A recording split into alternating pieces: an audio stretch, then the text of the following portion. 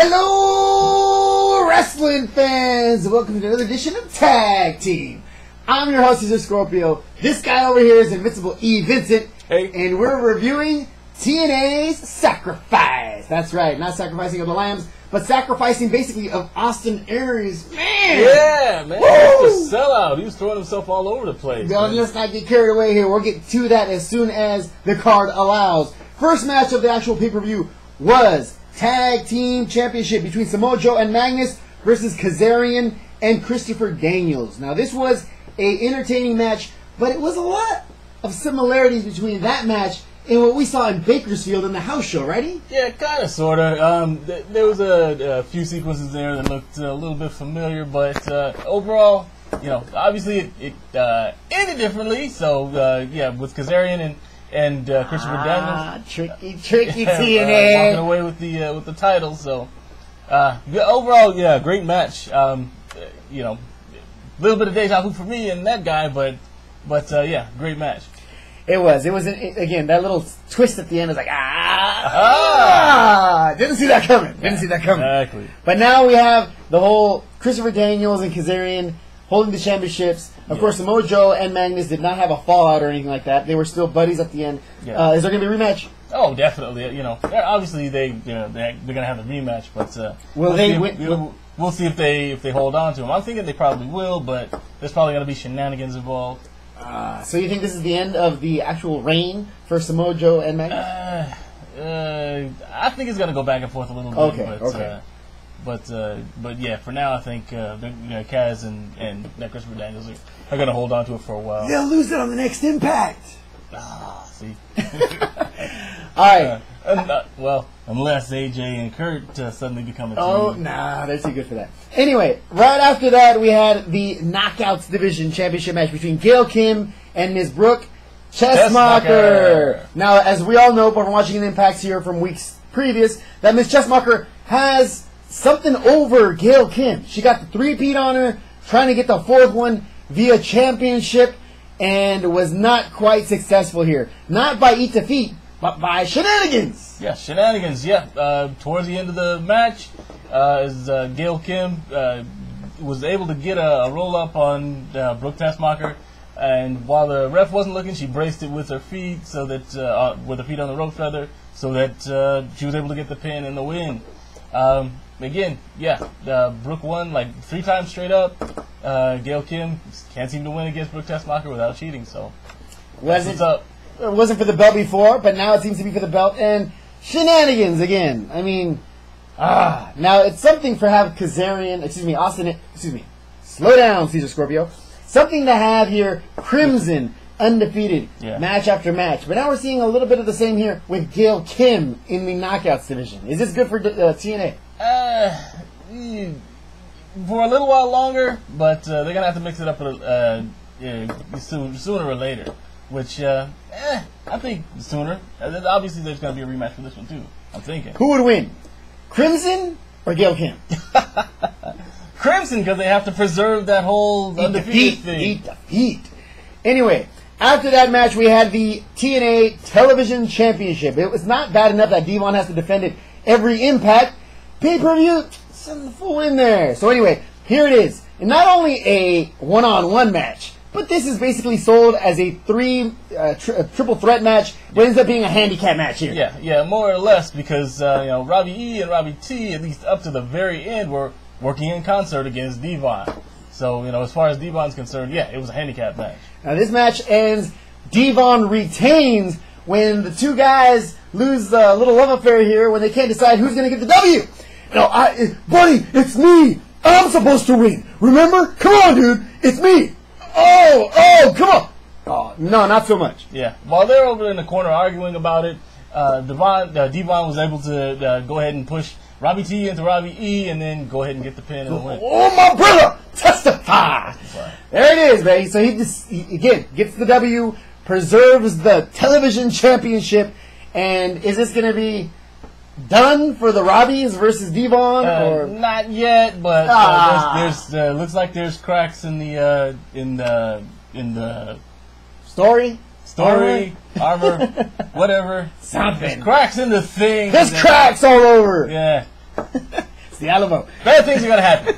No. All right, there we go. After that, we had the actual match between Jeff Hardy and Mr. Anderson. Now, this was not any kind of championship match or anything like that, but it was a potential, without saying it, #1 contenders match for the winner of this pay-per-view's championship match. Yeah. Now, this had some interesting highlights. Anderson attempted the twist of fate during this match. The thing that was actually the most curious about it was the way that it ended up.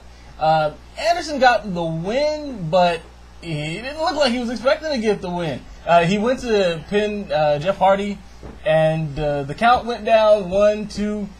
Looked like Jeff Hardy kicked out, but good old Earl Hebner. Old man Hebner, man, you can't do anything right, old man. Why do they keep you around?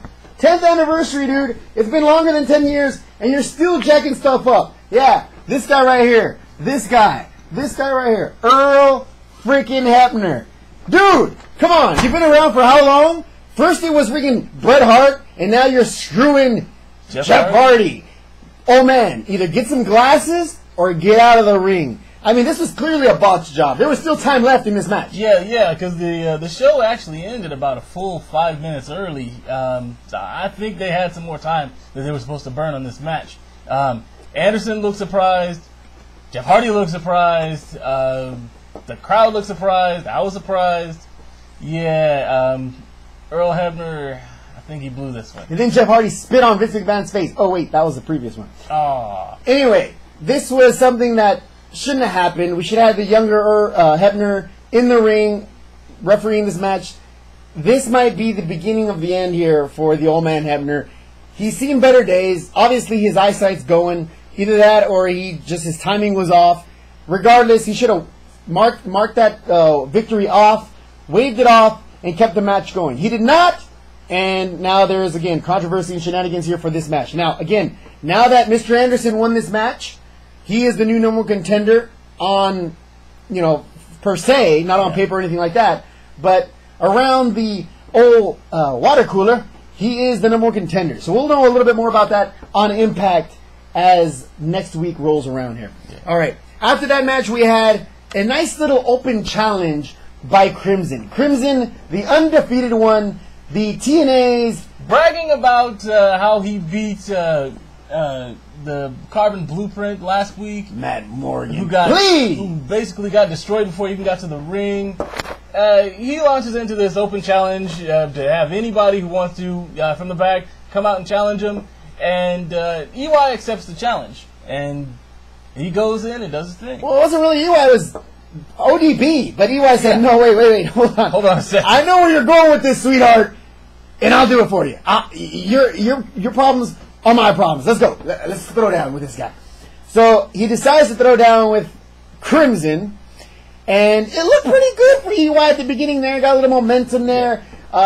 Didn't get ugly until ODB decided to jump in there, called Crimson a douche, and advised that, you know what, you're nothing. Well, he's undefeated, and he continues to be undefeated after he defeats EY. Now, EY, again, put on a pretty good show here. Yeah. This was obviously a time-killer match, because freaking old man Hebner sucks, but whatever. It was a decent match. Eric Young doesn't cease to entertain. You can never go wrong by throwing EY in the middle of it. Yeah. No, this was a decent match. Again, time killer, but it ends with Crimson getting the Red Sky Spine Buster on him. Of course, still undefeated. But, okay, will he stay undefeated in 2012? I can't. I have no idea. Being undefeated as it'll be 2 years. If he goes through 2012, it's 2 years undefeated. Wow, that's interesting. Has he gotten a championship yet? No, he has not. Oh, wow, right? I mean, the guy's undefeated, yet he gets no title shot? Okay. That doesn't make any sense. Yeah, doesn't. Doesn't at all. Writers, get on that. Oh, crap, they noticed. Anyway. You can't have it both ways. Eventually you're going to have to either give him a title shot or, break the streak. Damn Unified Wrestling. All right, after this, we had the match that a lot of us were waiting for, including myself here. Bully Ray versus Austin Aries. A heavyweight, clearly, versus a guy that's my weight and height. Austin Aries, the man, the guy they should build a statue about over there in Universal Studios, Florida. This is the reason why this match right here basically states the case for building of that statue. This match was sick. This guy had no business even competing in this match. Yeah. Took the beatings of, sick beatings. Yeah, I mean, at one point he was up on the top turnbuckle. Bully Ray kicked him off. He sold out all the way to the ground, hit the railing. We got it back up. His back was all dotted up. So yeah, no messing around here. This is real, actual bruises and welts. Got back in and still did what they said he couldn't do, which was get Bully Ray up in that spine, rather up in the spine buster. The brain. The brain buster. Excuse me. Yeah, Austin Aries put on a sick match. It's a great look for TNA. It's a great look for the X Division period. It's a great look for Austin Aries. This was a great match. Oh man, Austin Aries sold out. There's no reason this guy should not stop competing here for the X Division. Just to say, look, I'm too good for the X Division. Yeah. Let me get a crack at that title. Rude Warrior. This guy deserves to be pushed in AJ Styles territory at this point. He's got great with the mic skills. He's got obviously in-ring savvy. This guy's legit, and obviously he's got the power to pick this whole Bully Ray up for the freaking. If he can pick up Bully Ray, he can pick up the 80% of the people who are on there. You probably have a problem with Abyss, but anybody else, I mean, come on. You know? Right? Oh, man. All right. So, anyway, he retains. This wasn't even an X Division title match because, again, Fat Old Cavzilla weighs too much to compete for this belt, but whatever.